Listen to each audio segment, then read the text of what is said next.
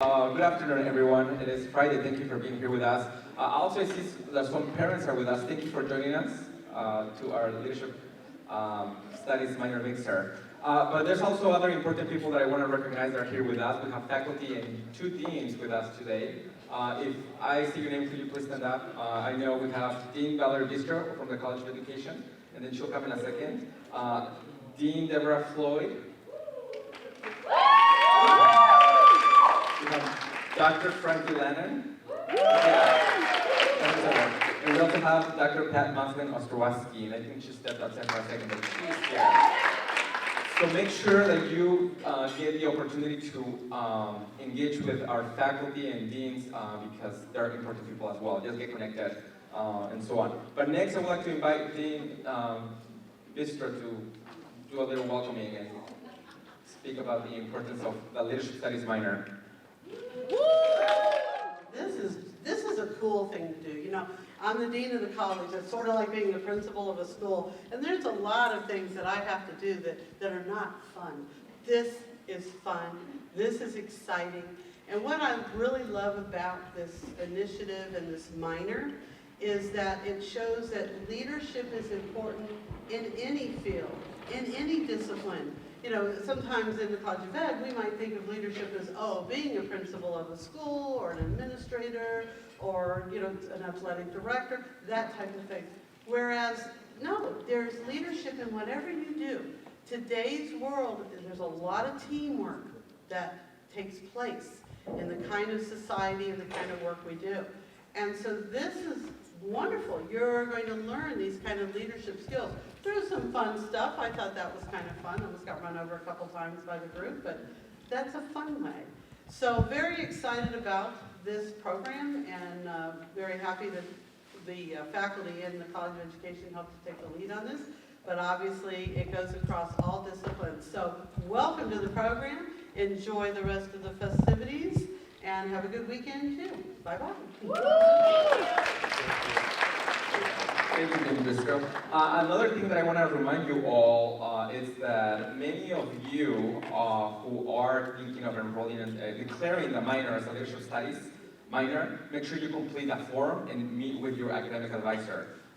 Many of my students, some of you all are here, say that you're in the leadership studies minor, but you haven't declared the minor. So I highly encourage you to declare the minor because that'll help us not keep track because we don't keep track of you, but it keeps us get a better sense of the directions that we're going.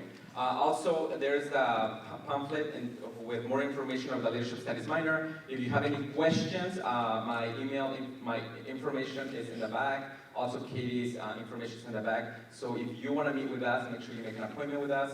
We'll be glad to meet and direct you with the leadership studies minor. A little bit highlights that our students are doing with the leadership capstone. We have a student that raised $5,000 this summer as a capstone. We had a student that went to Costa Rica for a project. We have students volunteers in the K-12 school districts. What else? Christy Peterson in the back. She's our first graduate from the leadership studies minor. And also founder of the Women's Leadership Institute here at FAU. And this is the work that our student leaders are doing. So as you're thinking of enrolling in the capstone or in the leadership studies minor, think of what's the legacy you want to leave at FAU, but also in your community. So I look forward to having you in class, all of you. It's a fun. But next, I would like to introduce to all of you our keynote speaker, who is going to give you a little bit of history and overview of the leadership studies minor. And that is Dean Deborah Floyd from the Graduate College. And one of the founders, main leaders of the leadership studies minor. Thank you, Dr. Salinas. And Katie Burke in the back.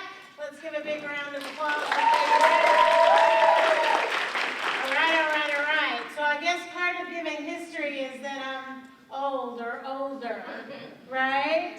So I won't bore you with a lot of history, but what I will say is that about 3 or 4 years ago, that we had this discussion about, I teach primarily doctoral students in higher education leadership, and then we began the master's program in higher education leadership, And we were talking about, well, why aren't we doing this at the undergraduate level? And then as we began to work with students and we had how many of you are involved in the undergraduate research initiative here at the university? You should be, okay? You really should be, because that is one of the special things that FAU does, is that it provides you an opportunity to, as an undergraduate, to be involved in research. And that's important. And we might think of, why would I want to do research as an undergraduate? Well, there are an awful lot of reasons, including inquiry and whatever. But a key piece is, think about how fast that the world changes. Just think about in the last year or two. Just think about the apps that you use and you no longer use. The social media that is passé to you today, that was really hip for you, see there, that's an old person word, even just a couple of years ago. And so one of the key elements of research, of why that is so important for us, is that what it helps to teach us is to ask good questions. To ask good questions and to seek knowledge and to continue to seek knowledge and to continue to try and find the truth, or whatever the truth is. And as a philosopher, you know, there really is no truth. There is really kind of no good, no bad, no whatever, but it's a way for us to dialogue and have this conversation. So we got together and we were thinking, well, why aren't we doing this? Because we're doing a lot of programming and leadership here at FAU, and why don't we just curricularize this? So we got together with Katie Burke and some of our good colleagues in the lead office. I don't know what your office was called then, but it was a lot of fun, and we said, well, let's just submit a grant proposal to get some money, because that's the other thing about the Undergraduate Research Initiative, is that they have money. So you can apply for money to support your research, and then you have a faculty person that works with you, and you actually do a project from start to finish. And so the project that the students chose was they wanted to investigate the feasibility of an undergraduate leadership program. Keep in mind, we have doctoral, we have the master's and the undergrad, but we also have a number of programs in leadership across the university. We have them in the College of Business. We have some leadership courses in engineering. We have nursing that has various leadership courses. We have some in arts and letters. So we have a lot of components there. So we thought, well, hey, would our students be interested in some way of curricularizing this in a way that we could actually credential it? And I was thinking back, this is what happens when you're older. Part of the connection that we have is Dr. Frankie La'anen, that all of you know back in the back. And Dr. Salinas, Dr. Chris Salinas earned his degree at Iowa State University. I, many years ago, was on the faculty at the University of Iowa. This was a very long time ago when some of the first undergraduate leadership studies programs were happening. And I was involved in teaching those courses and involved in the interdisciplinary nature of that. And when I tell you the year, that being 1979, you're really going to know how old I was. Long time ago. And if you look at the University of Iowa today, and you look at their leadership studies program, then you will see that it not only has grown a lot, but that it is embraced and owned across the university, that it is very much interdisciplinary. And that is just one of the programs that the undergraduate students that we worked with on this undergraduate project looked into. So there were several universities that they studied and said, what are they doing with undergraduate programs? And then good researchers would do, came back to FAU, and our very own undergraduate researchers in our research team with Katie Burke as one of the key leaders, then conducted research with you, our students, to assess the feasibility of a leadership studies program. Not only would we want a program, but if we had a program, what might it look like? And what are the leadership skills and attitudes and attributes that students feel are important? And out of that study, and this is what I think is so cool about this program, is that this program actually began as a student-initiated project, because the research from that undergraduate research initiative was very, very clear. That the students said that you want this program to be interdisciplinary. In other words, Ms. Peterson, your major was business? Is that correct? And you were the first minor in leadership studies, which is in the College of Education. So we're crossing over colleges, you know, and in universities, we're organized more vertically than we are horizontally, if you will. And so the research from the students was spot on, and it actually made sense as I looked at what had happened over the years and the involvement at the University of Iowa, where I taught, but also many other places. And so from that conversation and that research, then as good leaders know that it's one thing to research something and write it down, which, by the way, it was published, wasn't it, Katie? Yeah. Yahoo was published. Yay. That's what you got to do. That's what you got to do with research. You got to publish it. Just doing it is not good enough. And publishing it in a journal where it's refereed. Do you know what I mean by refereed? It means other people read your stuff and they decide whether or not it's good enough to get published. So there's one thing to do a blog or to post something on the internet yourself and self-publish. It's another when you do research and it goes out and folks read it in a blind fashion, which means if they don't know who wrote it, and they rate it, and then they give you feedback, and they essentially decide whether to publish it or not. And so that's a part of the whole academic process, and that is really wonderful that that occurs here at FAU. And that was one of it was either the first year of the undergraduate program, or the first semester, or it was the second semester. So it was an early on piece. And so from that, then, you know, one of the things researchers do is that we'll do research and then we'll move on to the next thing. But a piece about research that's so important is taking research and putting it into practice, right? Just because we know something, if we can't, that's also the key to leadership. That just because you know, just because you want it to be, just because you know how something should happen, doesn't mean that it's going to happen, okay? Because leadership is making the dreams come true. It's not having the dream. Sometimes your dream will become someone else's nightmare unless you get that together in terms of implementing it properly. And so that was the next step, is how do you put this vision together of a minor that we knew would be interdisciplinary. And colleges and universities, keep in mind, they are organized, Dr. Brister, they're not by colleges, which means that they are vertical. And while the College of Business has leadership programs, College of Education has leadership programs, engineering has some, nursing has some, arts and letters has some, and we as faculty tend to want to put our arms around our own programs, and we don't do enough of collaborating across programs. So I think what occurred here that was so wonderful is that the process, part of the students graduated, they're on doing wonderful things, and Katie, we're here, and part of this was that we needed somebody to do the program, and Chris, you're here, okay, and Dr. Frankie, you were there in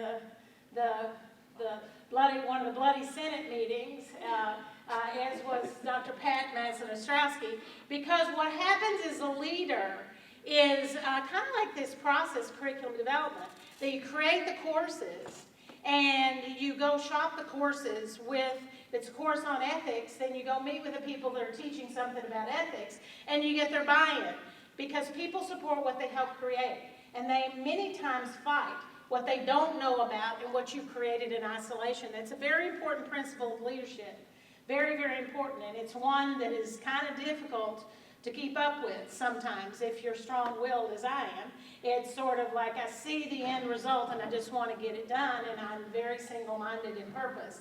So we actually met with faculty in different programs, different colleges and the like. We met with faculty, Dr. Ilias, Dean of the College of Engineering and Computer Science, welcome, thank you. He is also, by the way, he has 2 PhDs. He just recently received a PhD in educational leadership in the College of Education. So we have a lot of activity.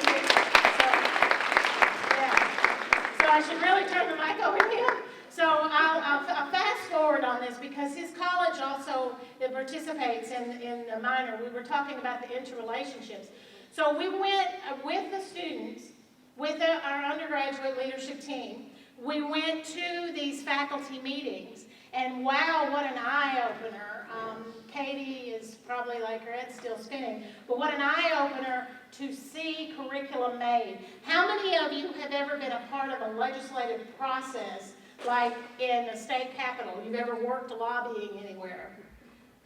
Okay, that's like watching sausage being made.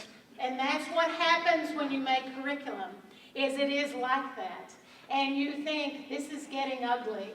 But in reality, out of that really comes, I'm not a big sausage person, right? Okay? But out of that, really, it is better. It does become better.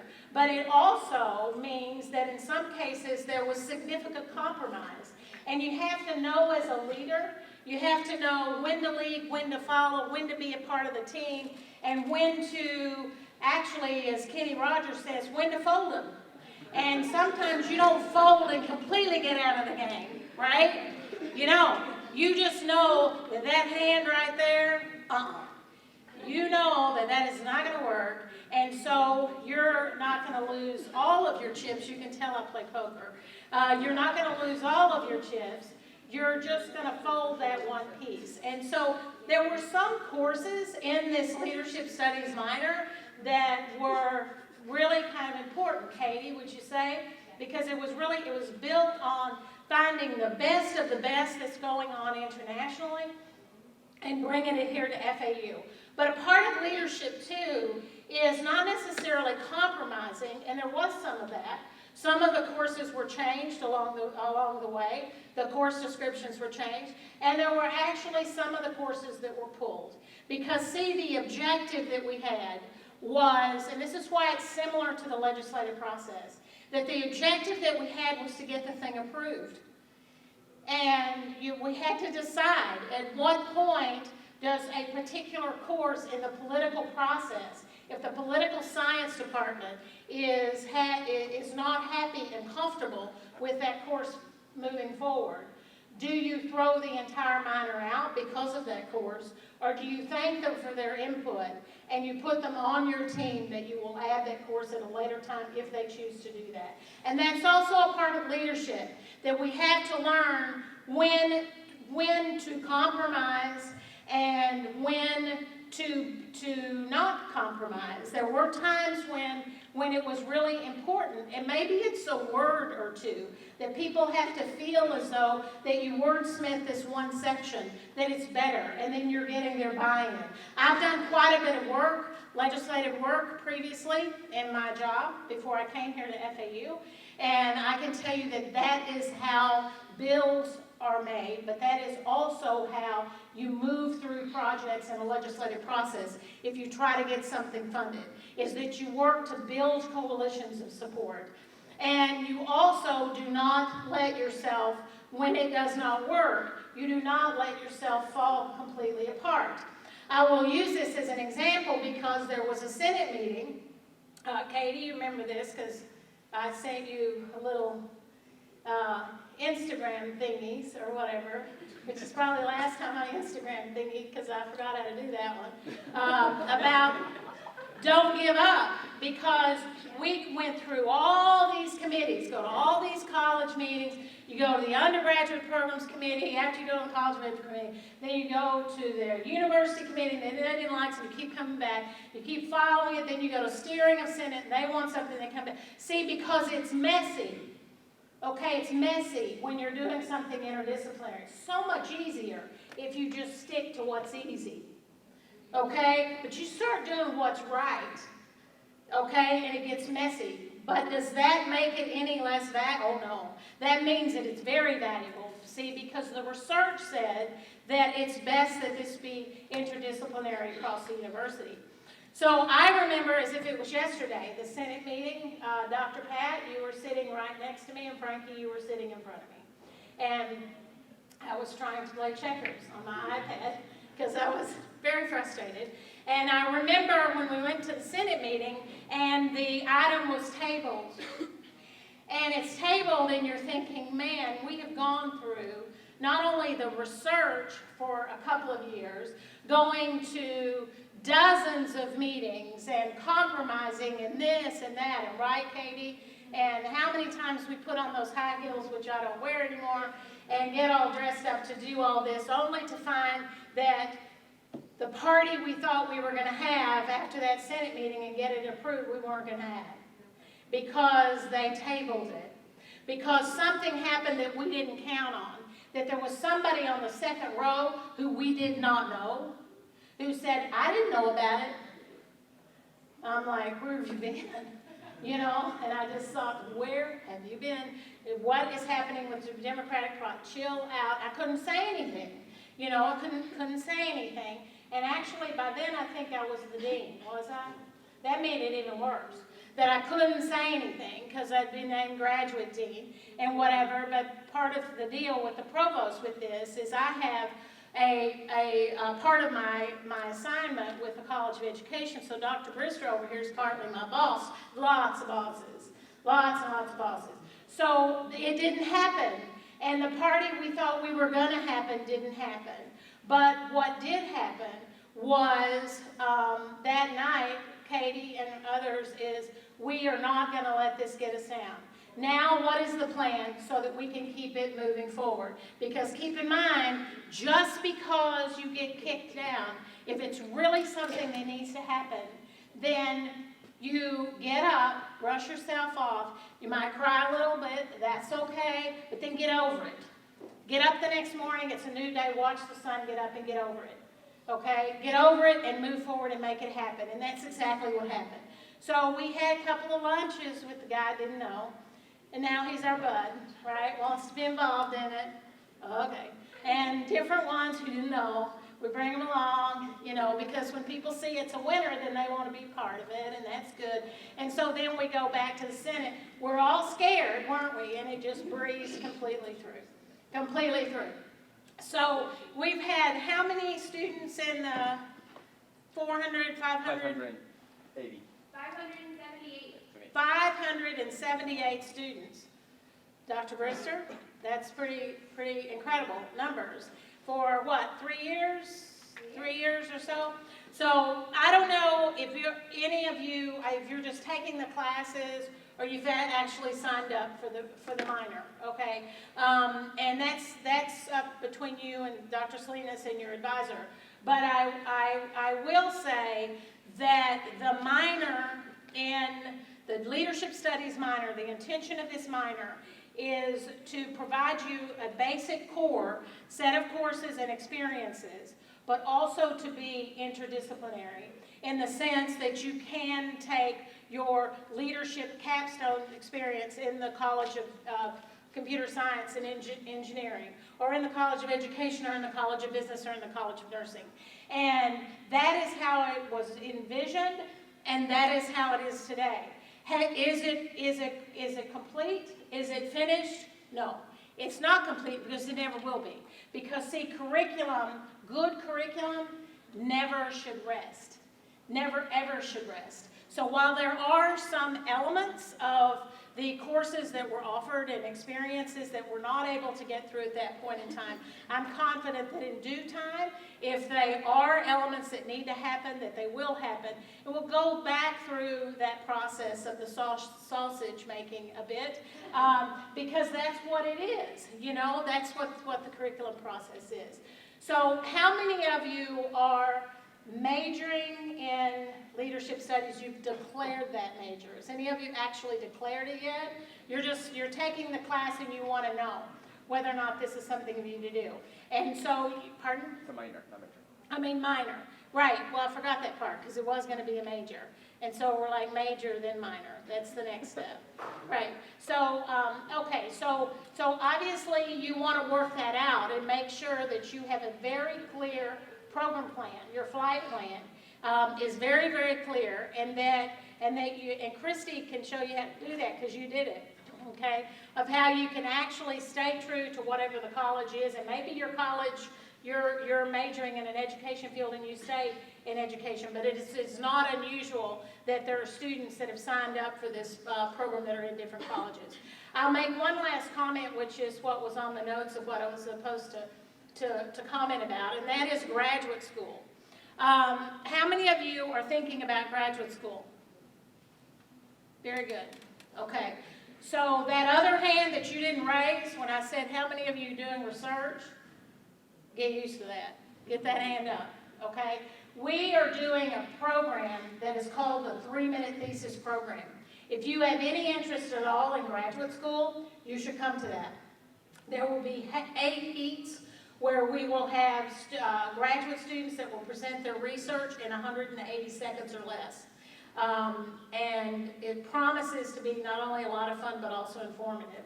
So, Katie, you have information about that as well. But if you are thinking about graduate school, or whatever you're thinking about, this program, the leadership program, actually articulates very well with several of the graduate programs, but it articulates very well should you want to go into higher ed administration.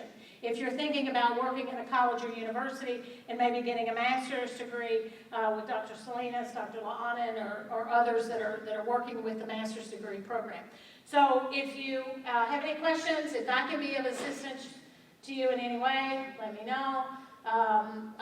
Just know that, kind of in closing, that you really are sort of a part of a very special group with a very special program. And a lot of people spend an awful lot of time to work to get you here, and you are making history. You truly are. And I really want to encourage you to get involved in the research part. That is how this started, was with research. And that is how we need to continue this program. Thank you. Thank you so much, Dr. Floyd. Another round of applause for our champion who helped make this possible. Thank you so much, Dr. Deb. All right, everyone. So, guess what's next? The panel! Yeah! Thank you. All right, so if you have note-taking materials, those of you in LDR 2010, you are going to probably want to take some notes about this panel experience due to the journal assignment that's going to follow. All right, everyone, so I have the esteemed honor of moderating a panel of student leaders that we have. Can we please give a round of applause for our amazing student leaders? Yes. Welcome. If you all could please take about 30 seconds and introduce yourselves one by one, that would be phenomenal. Hello! My name is Clayton Cody Sims. I'm listed about already. I do my best every day because somebody has to. Thank you for allowing us to, well, give me the privilege to speak in front of you. So yeah, that's hard, tough, you know what I'm saying? Follow after that, but yeah, like he said, don't think that, you know, we're pretty much different from you guys. We're the same. We're going through the same experiences. You know what I mean? We're just taking initiatives to lead and to serve, basically.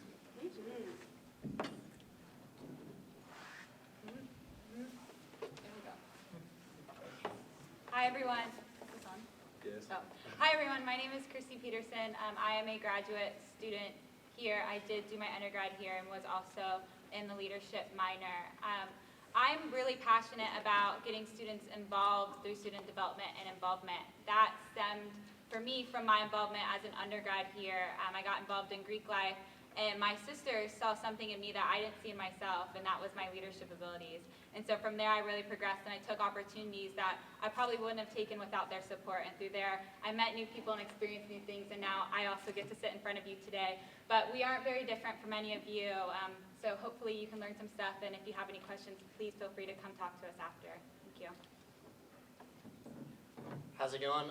My name is Justin Kopenberger. I am an active member of my fraternity, Delta Tau Delta. I am also a facilitator at the FAU ropes course here on campus. I love to talk, and I was asked to come and talk about leadership and some experiences that I have out of the course, being very different experience that I get out there, dealing with all different ages and different groups, and so I have a different insight that other people have, so I came here to share. Hi there. Hi, so my name is Lee Pritz. I am a junior here at Florida Atlantic University. I work at the Office of Diversity and Multicultural Affairs. I am minoring in leadership, and I also teach dance classes at the Rec, Wednesdays, Tuesdays. Okay. Honestly, I'm just weird, quirky, and I look for opportunities, and I think everybody can be a leader, and I'm very passionate in creating inclusivity and showing everyone to their strengths. So if you know your strengths, you can be a leader too, because that's all you need. People may forget what you said, but people will never forget the way you make them feel. By Maya Angelou. Hi everyone, I am Lauren Young. I'm a finance and marketing major with a minor in business law, and I am motivated and I want to push other individuals to be the full potential of themselves that they can possibly be as leaders on campus. Get involved, people, get involved. If you have any questions, like Christy said, we're open to answer them after this, and I'm glad to be here, and it's an honor to speak to you all today. Yes, give it up for them. Quite the panel, right? You're welcome. You're welcome. So I have the pleasure, as I said, to moderate this panel, and so the way that this will work is I will ask some pointed questions to each of the individuals on the panel. Some I will ask to respond as well, but we will not be asking the same question to every panelist, since there are 6 of them, and we do want to have time for you all to ask questions. So as you're sitting, as you're listening, if you'd like to follow up, we will get to that in a little bit. Sound good? Any clarifying questions before we begin? All right, so the first question I will ask, and I'm going to ask Lee, what are your values? Please limit them to 2 to 3, and describe how you align your action with your values. Well, I actually wrote down my values just because I had a feeling you'd ask me about my values. I value recognition. I value loyalty, truth, and inclusivity. How I do this is I choose jobs according to my values. So the Office of Diversity and Multicultural Affairs, I do the program internship there. So I'm creating programs that involved everyone, that includes a lot of other people. And I try to be really truthful in everything that I do. Like, even when I have professors, the other day, I couldn't turn in an essay and I had to go and tell my professor, I'm sorry, I just can't, for these specific reasons, and I'm very transparent about it. So even when you have problems and challenges in your way, being true to your values can make a more of a positive impact than compromising them. So. Thank you. Justin, why lead? Why lead? So I think leading is very important for the reason that everyone can lead in a different way. And I don't think there's one way to be a leader. I think that actually every single person in this room is probably a leader in their own way, whether or not they realize it or not. So working at the ropes course, I see different groups who come through, and people who are nervous participating in activities, people who are there as soon as you present an activity to them, they jump on and are ready to go without even talking to the rest of the group. And I think it's important to notice our strengths as leaders so that way we can motivate ourselves throughout life, whatever it is. So personally, I like to better myself and better anyone around me by challenging them every single day. And so I go throughout my day asking myself in my head, how can I challenge my classmates? How can I better myself? What can I do to make today different than yesterday in a more positive manner? And I think it's important in that sense as a leader to just guide myself, to continue to push myself and motivate myself to do that. Christy, same question. Why lead? I think why lead really stems from making some sort of impact or making change.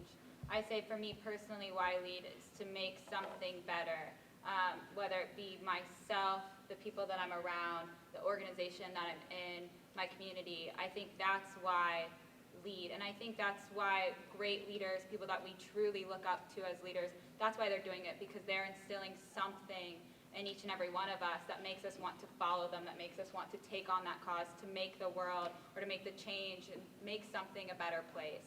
And I think that's why essentially we lead. Sure. Absolutely. Thank you. Cordell, talk to us about how you define leadership and how you live that out in your life. All right. I'm glad you asked this question. How do I define leadership? Well, for me, kind of got to go back to the acronym I kind of like made to like put together when she was Dr. Ford was speaking up here, and it goes semi-cut. Okay. Yeah, and it stands for successfully empowering many individuals creatively under truth. So for Y'all me, got that semi-cut? yeah, Inspired by Dr. Semi-cut. Floyd? Say that one more time for you. Successfully empowering many individuals creatively under truth. So I say that because leadership to me, it's not just, you know what I mean, it's not just a position or just a role. It's almost like a way of life in a sense. You know what I mean? To me, leadership is defined by, well, I don't really have like a set definition. Like I said, like I don't have a set definition for leadership. But for me, it's like a process or growth. And basically others, empowering others towards a common goal or towards something.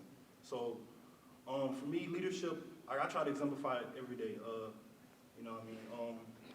I try to walk upright, try to live out my values, and I try to define them through my actions, not through my words, but through my actions. And I think that leadership is very important, and I think that each and every one of us in this room is a leader.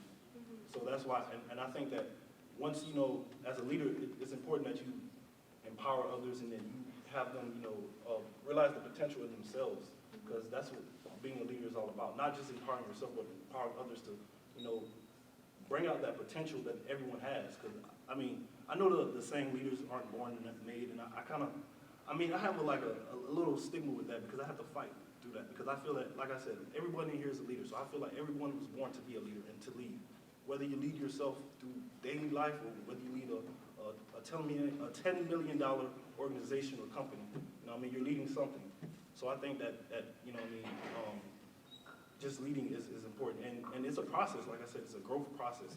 You're not going to be, you know what I mean, a Dr. Martin Luther King, or you're not going to be, say, the President Kelly or anything like that, like on day one, you know what I mean? It takes time to build up to be that type of leader, to maximize your potential. So it's a growth and it's a process. And you hit many roadblocks along the way. I've hit many roadblocks. I'm pretty sure everyone on this panel has hit many roadblocks along the way. I'm pretty sure none of us are perfect in this room, but it's a process, and that's the whole. I feel like that's the great part about leadership. It's a process, and it's a growth, and it's a growing experience. So I think, you know, I mean, that's how I define leadership. Snaps to Cordell. Huh? Absolutely. Well done. Nailed it. Lauren, what is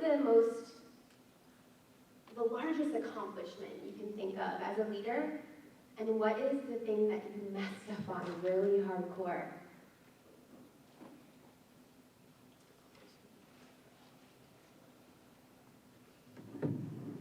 Okay, so first question, largest accomplishment as a leader? I would have to say studying abroad in Sweden this summer. So everybody, I told my family, everyone was so excited for me, very happy. I was very excited myself, but the moment that I had to actually get on the plane, I panicked. I literally lost it. I was like, I'm leaving my family, I'm going by myself to some place I've never been before, and I don't think I can handle this. I literally had a panic attack, never had a panic attack before in life. Like, I called my mom, I called my uncle, like, I was breaking down, I was just freaking out, and I was like, I don't think I can do this, like, I don't want to do it anymore. I asked several people for, like, money to help with the funds to go and all this stuff, like, told so many people about it, I was like, I don't think I can go.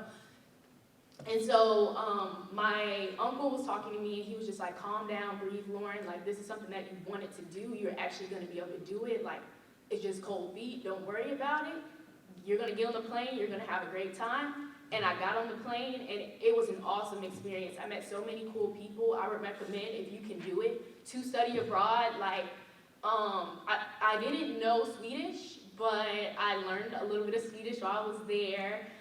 Everyone there was bilingual. Like, it was just an awesome experience, and I wouldn't have been able to have that experience if I did not step out my comfort zone and overcome my fears and actually take that leap of faith and go and do it. And that was all up to me, because if I wanted to turn around, my uncle was like, I'll come pick you up right now. Like, you know, if you really don't think you can do it, then I'll come get you. But I made the decision in my head, this is something that I said I was going to do. So many people were, you know, encouraging me to do this, so I'm going to do it. And I had an absolute blast. So I'm so glad that I was able and thankful to do that and overcome my fears and actually be able to accomplish that. And then the second question was where I completely messed up as a leader. Has that ever happened? Yes, all the time. Anyone here messed up? Every day Yes. I make mistakes, right? Yeah, leaders can make mistakes too, right?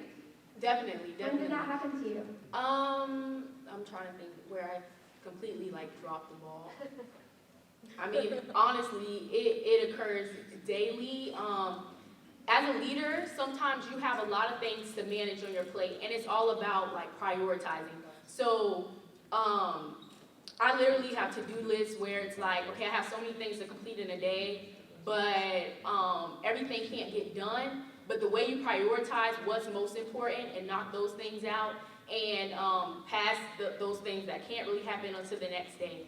For example, for an event that we had going on for my sorority, we actually had an event in this room, and I messed up on the layout of the event. So we were confirming things like the day before and going over what was needed, and I'm like, yeah, like I requested that equipment, such and such. So then something told me, let me go and like double check. So I went to the union, talked to Andrew, he's the best. I talked to Andrew, and I was like, he's like the union event coordinator, so he helps with all of the event planning and everything, and he'll sit down with you and walk you through it. So I was like, I just want to double check some things for this event. Do we have everything? And he was like, yeah, this. Okay, no, you did not get the projector. And I'm like, oh, we definitely need a projector. Like, we have a PowerPoint. And I was like, honestly, Andrew, you know, I slipped the ball on this one. And he was like, well, rules are there has to be, you have to let them know in advance. So I was coming the day of asking for something to be set up for an event that we were literally going to have in like 4 hours. And he was like, this type of accommodation, I don't know if it can be made. So I was freaking out, and I was telling, I was just thinking quick on my feet, okay, we're gonna have to modify. So I was contacting my committee, and I was like, okay, we're not gonna be able to have a projector, like that was my bad, but let's regroup, strategize, what can we do since we can't have the PowerPoint for the event, how can we revamp this, right? Luckily, Andrew called me, and he was able to make it happen, but in retrospect, had he not been, I was quick, and I was able to think through that moment that even though I messed up, we can't focus on that at the moment. We need to come up with a new plan, plan B, revise, so that this event can still be a success, minus the materials or where I made the mistake. And so, like I said, luckily he came through, but just always knowing to be able to think quick on your feet and be able to strategize and ask for help. So I went to my committee and I apologized, but I told them, you know, this is what it is, so we have to move forward and remaining positive in that light, and luckily it was able to work out. But even if not, we were gonna still have a successful event no matter what, because that's what I was telling myself and that's what I was telling them. So being able to encourage and challenge others as a leader and being able to think outside the box in those times of chaos is definitely something to think about and be prepared for it. Be prepared for the unprepared, because you just never know. So thank you. Absolutely, word. Thanks, Lauren. All right, Clayton, last question for the panelists that I will pose at this moment, and then we will open it up to the floor, so think about your questions. It's a big one, okay? So am I. So are you. What do leadership and energy have to do with each other? Oh, baby. What do leadership and energy have to do with each other? How many, just by show of hands, how many of you wake up on a lazy day, whether that's like a weekend or just a day when you don't have class or something, before 8 a.m.? Okay, a pretty clear minority, yeah. Same, so do I. And can it just, will one of you just like shout out why that is? Running, okay. So some kind of physical activity, something that requires your energy, right? How many of you, so that's a very simplistic answer, but let me ask this one. How many of you walk into an exam feeling like you're really ready to go? Like you're really whipping it? Okay, give or take half, maybe a third. And how many of you walk into a party feeling like you're really ready to go? You're about to whip it. I know that is not true. It's going to be more of you than just raise your hands. But let me give you my take on energy. There are a lot of things that we're going to be given to do, or we're going to be asked to do, expected to do, whatever. Things that we take on or that are handed to us. And sometimes you're not going to want to do them. Maybe you made a mistake. Maybe you didn't read the fine print, or you made a goof with a friend or a relationship, and so now you got to handle this problem. Maybe you didn't study very well for your exam. Maybe you did, and you're just a little tired and you kind of don't feel like taking it. Maybe you're super stoked for this weekend, or like the football game tomorrow, and you're really itching to go and just kind of hang and jam with your buddies. But let's say that you pick and choose which things you approach with 100% energy. So if you approach your exam with 100%, you can be reasonably certain that you're going to perform pretty well. Like you will have put in the work, you'll have put in the time and the energy, you'll have prepared yourself, and you'll be ready to go. And when you're walking into that room, you'll be in the right psychological zone to actually take that exam and perform. When you walk into the club or a party or I don't know, Netflix and chill or something, like you're in the right place if you give 100%, and you're going to enjoy yourself because you've done whatever you had to do, listened to music, invited the right people, whatever, to enjoy it. But if you start being selective, let's say it's an easy quiz and you're not really that worried about it, and you didn't give 100%, you gave 60, because you're like, I'm doing all right. It's just general chemistry. It's fine. I don't need to study for this. Maybe you're right. Maybe you don't need to study for this. Maybe you'll be fine. But maybe there's going to be a huge zinger on that exam and you have no idea. Or this happened to me a couple weeks ago. I thought it was just a quiz in my anthropology course. It was our first exam. I had failed to check the syllabus, and so because I hadn't given 100% beforehand, I made a super goof and had to prepare really quickly. And I did okay, not as well as I would have liked. But let me give you a different example. I thought that I was doing just fine with the relationship with my girlfriend in my second year of university. And over time, I started to realize that I was less invested and that I wasn't giving her the time and the attention that she really needed from someone that she was in a relationship with. And we'd been dating for over a year by this point, approaching 2. And then I also started to notice that I was developing an attraction for this other girl with whom I'd been spending a lot of time. This is not going to go the way you think it is, but let me just finish it up. I ended up breaking up with my girlfriend. It was a super mutual thing because she was kind of in the same place. So that went pretty well. But I hadn't taken the time to really re-examine and reaffirm my own values and my why. And keep in mind, I already had a number of leadership positions by this point. I'm representing a lot of people, well over 15,000 in total, in what I do. And you know what? As much as we might like to try and pretend your leadership covers your personal life. It really does. Your personal and your professional life are the same thing, because that's how leadership works. It is your lifestyle, it's your way of being, and if you try and segregate those, it's not going to work, it's not going to go well. I made a super goof. I've done it before. I'm not going to make this particular goof again, but I got involved with this other girl who had a boyfriend at the time, and that did not end particularly well. We're cool now, but there was this really odd period in between where we didn't communicate at all, we didn't interact, and then I was super uncomfortable and I hated myself for a time because I was involved in hurting her boyfriend and in hurting her and in hurting, and that travels quite a bit. And so if you start trying to pick and choose where you're going to give your best efforts, at some point, you're going to make a mistake. And maybe it's not academic, maybe it's not a relationship, maybe you just forget where you put your car keys. But maybe it's a huge one. Maybe you hurt somebody, emotionally, physically, mentally. Maybe you get fired from a job or you get somebody else fired. There are a lot of consequences to not doing your best. And it's just not worth not doing it. Thanks. Do your best. Lee, I see your hand raised, and then we're going to give the questions to the audience. Yeah, I actually wanted to make a comment about how leadership and energy go hand to hand. And this summer I was an orientation leader, and I saw over 3,000 students, new incoming freshmen, 3,000 students. And I almost said 30,000, that would be a lot. But, my bad. But yeah, Jeff was, yeah, he's going no. But literally, every student, there was about 13 different sessions. Every student though, it was their first, only, last session of orientation here at FAU. And it's really important to make not only a good impression, but a welcoming impression, an inclusive impression, because we're supposed to make them feel comfortable, and we're supposed to show them how fun it is at FAU, which I highly enjoy being here, working here, and having the opportunities that are given to me here.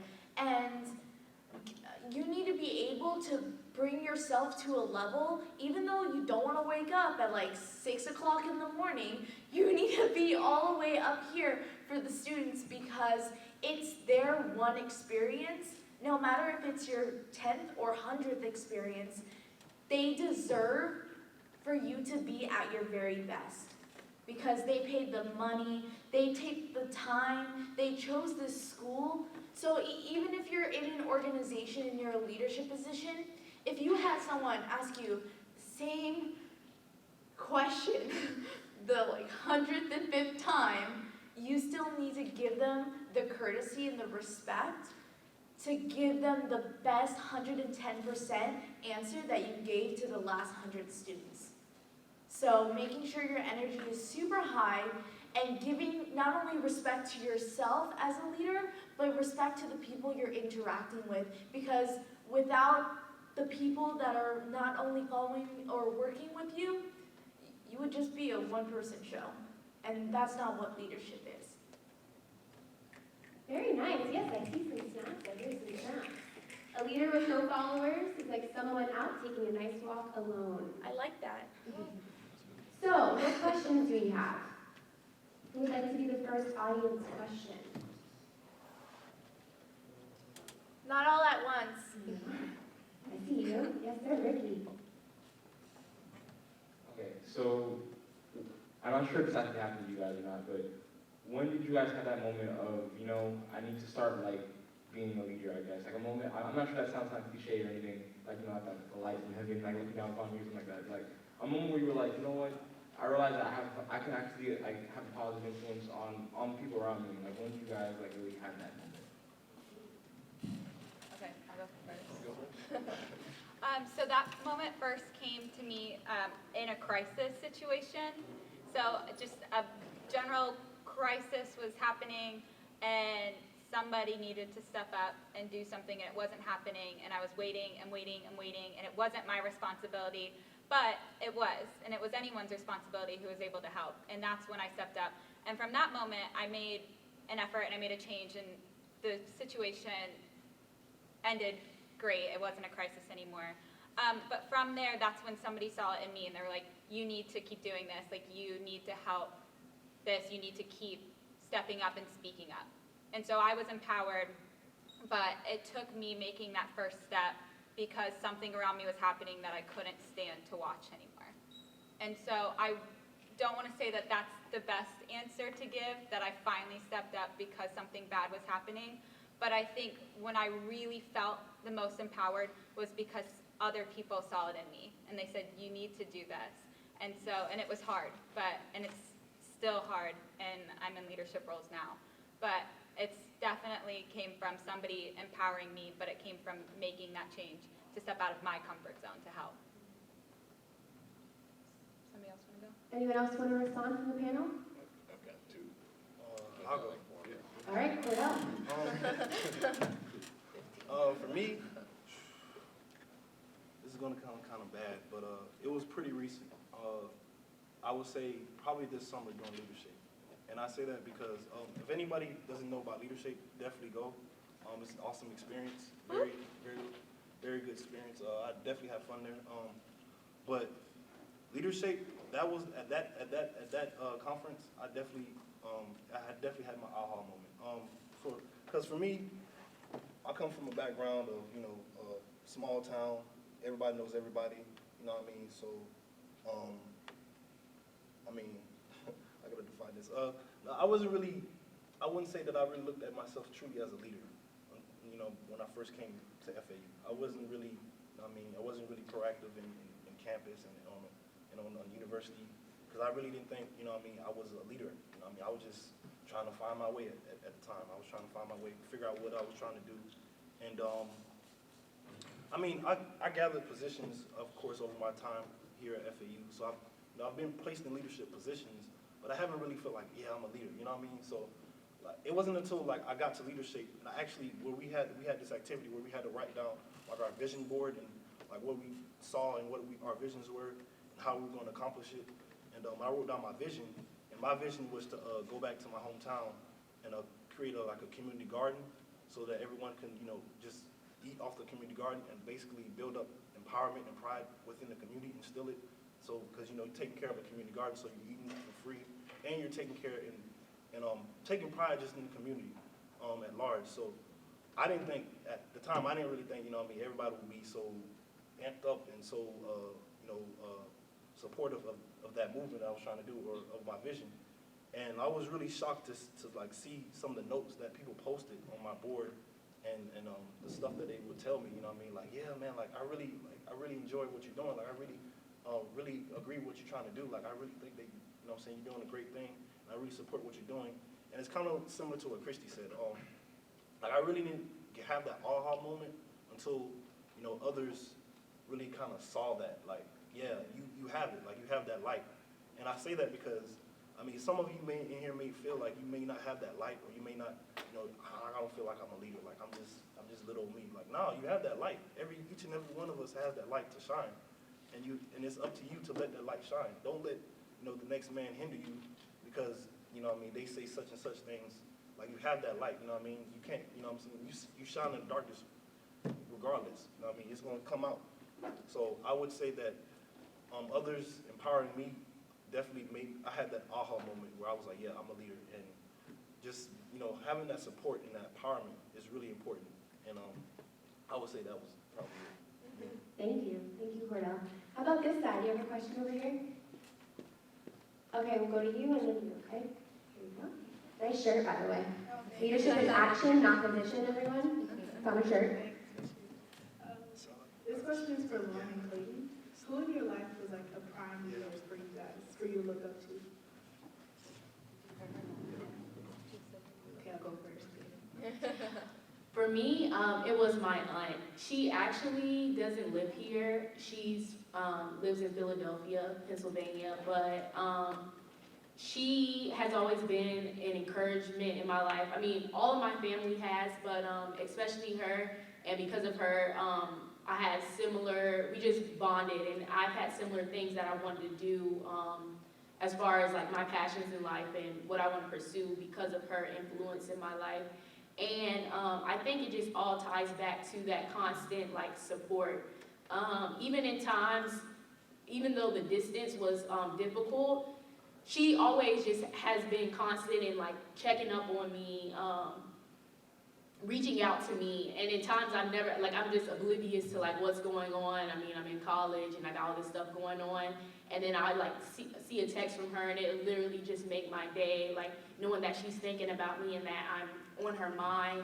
And something even as goofy as like a meme or something, like she'll send me like to make me laugh or whatever, and she's like, I know you're stressed out, like this, that, and the other.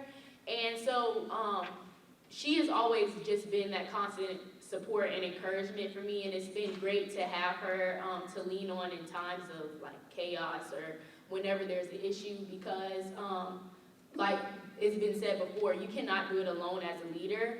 And just even, she's older than me, she has children, like it's not the same, she doesn't really understand, but the fact that she tries to understand what I'm going through, and she's open to listening to me whenever I have something that I want to say, or that's just very important too. She never like tries to knock down my ideas and always encourages me to make my dreams bigger than they are, and like to always go for it. So like having someone that's like as open-minded and understanding as she is like just it really keeps me going. It keeps me motivated and inspired and passionate to do what I do for others and for myself as well.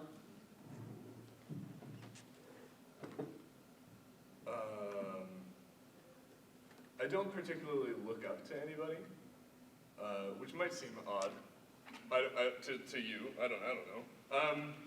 I absolutely have people, fictional and real, contemporary and historical, who have influenced my standards. But I never looked at someone and thought that I couldn't also do that. I've always been able to picture myself doing something that someone else does. Maybe I have to work harder than they did, maybe they have more natural ability than I, but I've never felt like anything was like out of my reach, and so it was difficult for me to see anyone as a true role model because I viewed us more as equals than anything else. Inspirational people, to be certain, absolutely, I could give you a whole list if you want, but my main source of inspiration, if it's not from an external source, has always been, I know that I can be better, so it will be. Thank you. All right, we have another question right over here. Coming from an Arabic background and being that my ethnicity is Middle Eastern, there have been difficult moments in my life where I've been unfairly judged and preconceived notions have been attached to me personally, especially in this era that we live in today. These were very challenging moments in my life. I would just like to know, all of you guys, if you guys had any moments like this and how you overcame them. So, define a moment where you've been oppressed because of one of your social identities and how you use your leadership qualities and your leadership experience to overcome this. Are you sure? Okay.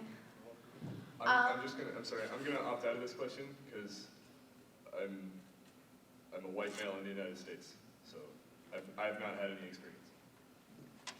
So, I think most people in this room would consider me a white male, but you are actually half wrong. My mom was born in Cuba, raised in Cuba, then fled from Castro and came to the United States. So to answer your question, my first semester here at FAU, I'm sitting in ENC 1101, right?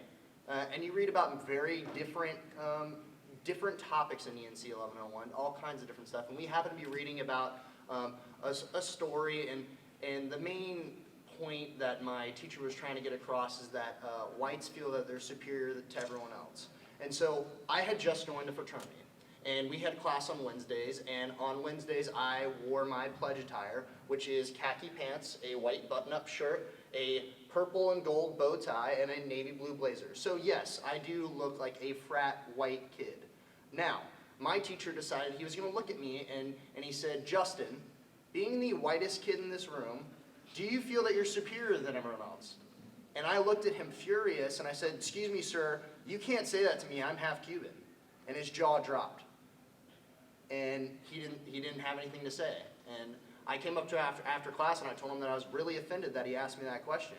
And I didn't really see the need to point me out of anyone else. And, you know, he didn't know my background. And so I challenge you guys. I work at a ropes course. I deal with so many different people. We have rehab groups that come all the time. We have corporate groups that come all the time. Students, organizations on campus, different fraternities, sororities. I deal with all kinds of different people. And the one thing that I've realized is that every single person, it doesn't matter what color our skin is, was raised differently. They were raised in one way or another, and they have all experienced different things in a different way. And that's wonderful. It's a learning experience to all of us. The way I experience something could be, Christy could experience the same thing in a completely different way. And the only thing that I can get from that is it's a learning experience for me. Wow, she looked at it a different way than this. Oh, she looked at it a different way than that. That's cool. I never thought about noticing this part of this room. I never really noticed how cool the carpet is in this room. But that could be something that she noticed when I'm more worried about the people that are in the room. And so there's different lessons that you can learn, and everyone has their own experiences. So that was one of my experiences that I've had where my race came into a situation and I was very uncomfortable. So my father, which I didn't know you were Cuban. That's cool. Thank you.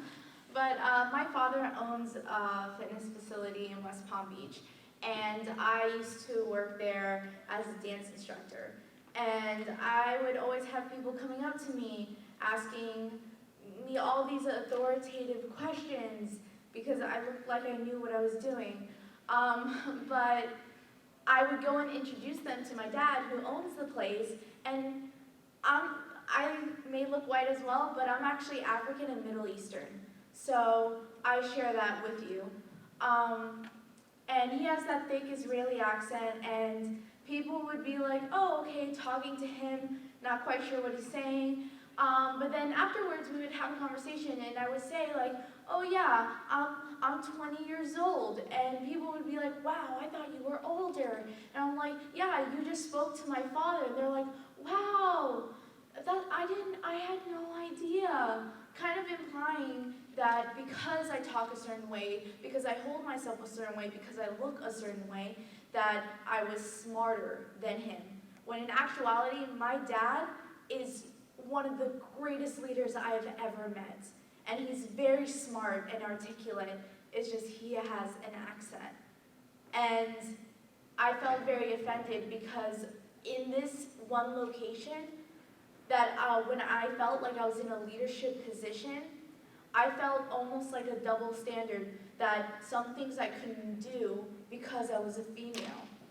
There was some things I was, "Oh, you're too pretty to be that," as my race. Like, I'm too pretty to be a Jew. My nose is really small. And this is grown adults that are 20 years older than me talking to me as if they're in high school, commenting on how I look. And this is a professional place where I hold a leadership position.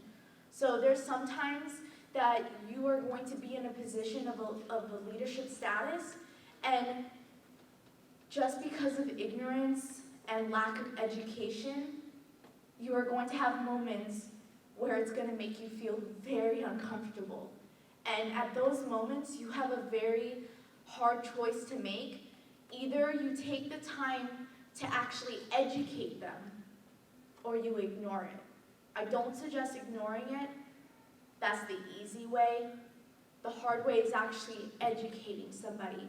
And that's what it kind of means to be a leader, to struggle for shared aspirations. For those aspirations, your goal is to make everyone understand that you are an individual, that you are equal, is a very powerful message that everyone should learn, especially now in the United States of America. Inclusivity and being respectful of everyone's individuality. Yeah, and being able to struggle and educate to make sure people understand that we're not supposed to be generalized, that we're human beings, is very important, and that's a responsibility for you all as a leader, not a right. I actually want to speak on this as well. So for me, you know what I'm saying, as you all can tell, I'm African-American male up here. And then, you know, I'm pretty sure everybody's been watching the news with police shootings and what's been going on with African-Americans and things of that nature. So I'm just, you know, giving you my little, you know, experience, what I've experienced and how I've dealt with it and what I've learned from it. So, you know, like I said before, I come from a small town, Pahokee, Florida. I'm pretty sure nobody's pretty familiar with that. I don't know if anybody is. One person. Yeah, okay, yeah, Muck City, 561. But yeah, yeah, I come from Pahokee, Florida, a predominantly black town, so, you know, it's, you know, everybody looks like me pretty much there. So I came here, I'm not gonna lie, it was a culture shock coming to FAU. I'm not gonna lie, it was a eye-opening experience, and it was, you know, it was something. It was something when I first got here. I was, you know, like I said, I was culture shocked. And at first, I didn't know how to deal with it. And I mean, I dealt with it pretty well. I would say I didn't deal with it horribly, but I dealt with it pretty well. One particular experience, I would say though, I'm gonna share it with you guys. I haven't really told too many people about it, but so one day I was driving by Whole Foods. I was coming from Pahokee, Florida, my hometown. I just dropped off a friend home. I was basically going to the mall to pick up something basically because I was shopping. So I was driving, you know, on that road by Whole Foods. If anybody's familiar with that road by Whole Foods, by the high school where it's at, and I got in an accident. This girl, this Caucasian female, I should say, hit me from behind. And when the police came, they told us to pull off over to the side. So I pulled over to the side, you know, thinking everything's good. The officer walks up to my car, knocks on my back window, and tells me to roll down the window. So I roll down the window. Now, I roll down the window. As soon as I roll down the window, he tells me to step out the car. And I asked him for what? And he asked me to step out the car, please. And I asked him for what? And he asked me to step out the car again. So, you know, at this point, he basically opened my door and told me to step out the car. So I step out the car, addressing him. I'm like, for what? I didn't do anything wrong. Like, she hit me. And then he says, step out the car now. So I step out the car. I get out. And he's like, put your hands behind your back. So I'm like, for what? I didn't do anything. Put your hands behind your back.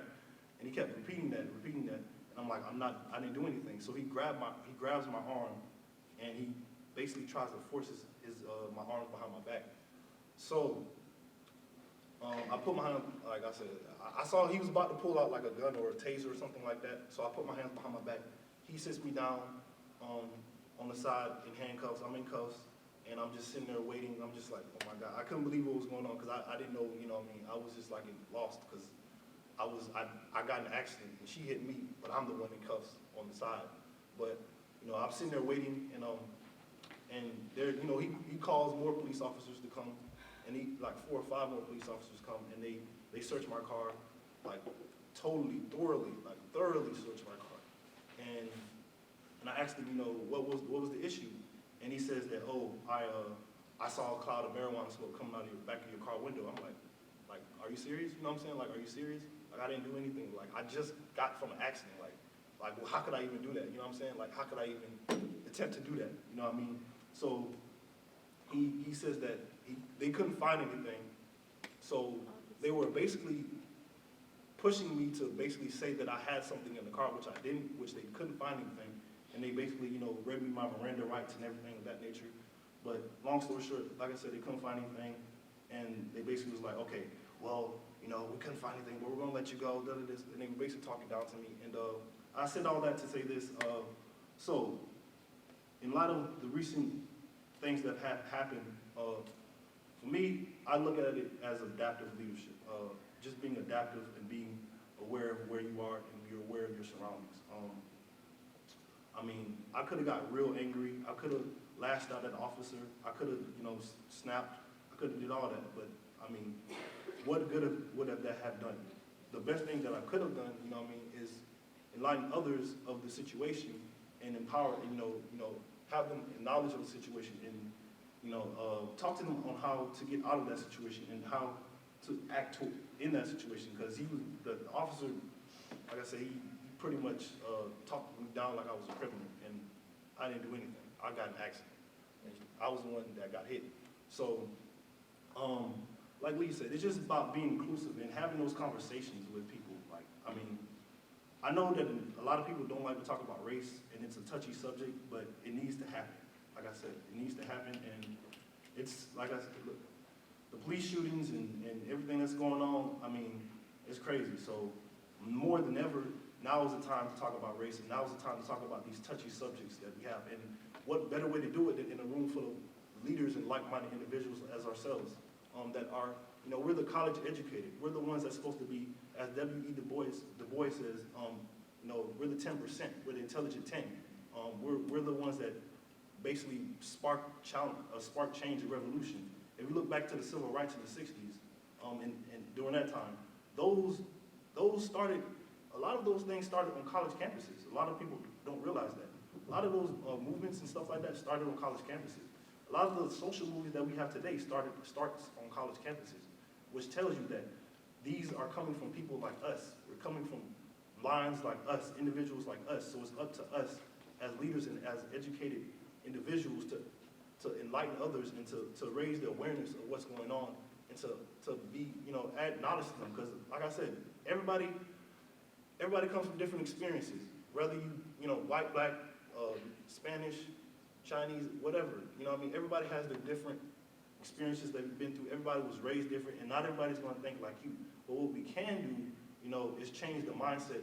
Or, you know, I like to say, you know, you may not be able to change the world, but you can change the world that you view. You know, you can change what you look at before your eyes, what you perceive. So that's what I try to look at. So I try to, you know, change how I see things and enlighten others, and, you know, hopefully that sparks up change. You know, like, I mean, I got a quote, like Tupac said, I might not be the man, you know, I might not be the one that brings revolution or change, but I guarantee you that I will be the one that sparks the mind that, you know, brings about change, you know, brings about that conversation, at least. I mean, if I can at least enlighten a next person on my experience, and, you know what I mean, that may not be a black man, he can empathize with that, and he can show support for that, then I'm happy about that, because, you know, like I said, more than ever, we need to be, raise awareness of what's going on and be more inclusive, man. We're all, like I said, we come from different experiences and different, like, we're all, at the end of the day, we're all the same, you know what I'm saying? So I don't know, man, it's just crazy that a little piece of, you know what I'm saying, skin, my skin is different from yours. That's what defines or separates me from you. That's just crazy to me. So, I don't know, just being adaptable and just being aware and having those conversations with others, that's, to me, that's, you know what I'm saying, that's how I deal with it. That's what I do.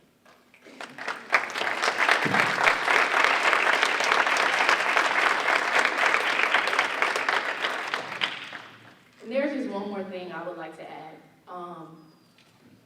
How many of you in here have a voice? Right?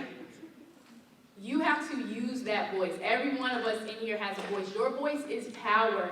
So I'm not going to sit here and I've had situations, but I'm not going to sit here and share any of those. I just want to let you all know that your voice has power, and you're the biggest advocate that you have for yourself. So whenever you're in those times of uncomfortable situations, you not know, by you saying nothing, you being that bystander effect, that's not helping anything. You trying to ignore the situation. And I'm not just talking about in times where you see something's wrong or someone is directing it towards you, those indirect moments where it might be a friend or a family member or someone, a stranger you don't even know. If you don't say nothing, then who's gonna do it? You have to step up. That's where, as a leader, it comes into play, and it's very important that it's gonna be times where it's uncomfortable. You might not wanna do it, but you have to do it. Because if you don't do it, then no one else is gonna do it. And the cycle is just going to repeat itself, and it's gonna continue to repeat itself. So anytime you have a chance to enlighten someone, to educate someone, educate yourself, you wanna take that moment and take that very seriously and try to articulate it to the best of your abilities.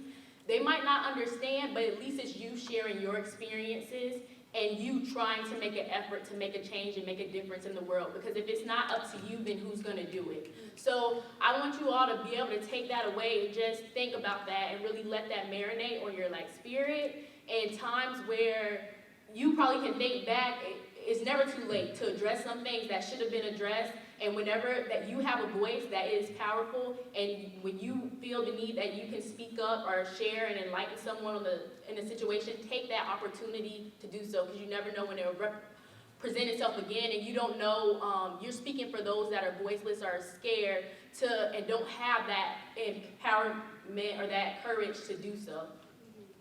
All right, give it up for this incredible panel. Thank you so much. All right, so here's what we're going to do, and I appreciate all of you staying a couple minutes later than the 5 o'clock scheduled end time. We do have a debrief plan for this conversation. How many of you would like to chat a little bit about what we just heard on this panel? Incredible stuff. Come on, who wants to chat about it? Yeah. So I want all of our panelists to please quickly join one table, and our faculty and staff are still here. If you could all join a table, we're just going to have a 5-minute conversation, and then we'll be moving on to feedback and closing the event. So 5 minutes. Yeah.